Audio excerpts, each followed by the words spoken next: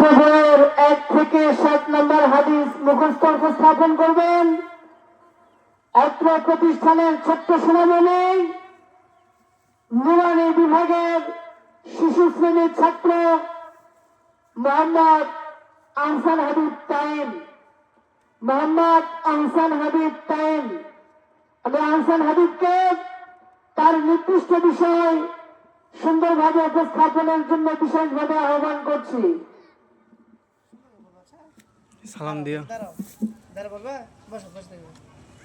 আসসালামু আলাইকুম ওয়া রাহমাতুল্লাহি ওয়া বারাকাতুহু। হাদিস শরীফ কও। হাদিস শরীফ قالت نبي صلى الله عليه وسلم أخلص دينك يكفيك العمل القليل. أتبع حديث شريف ثلاثة عدد النبي كريم صلى الله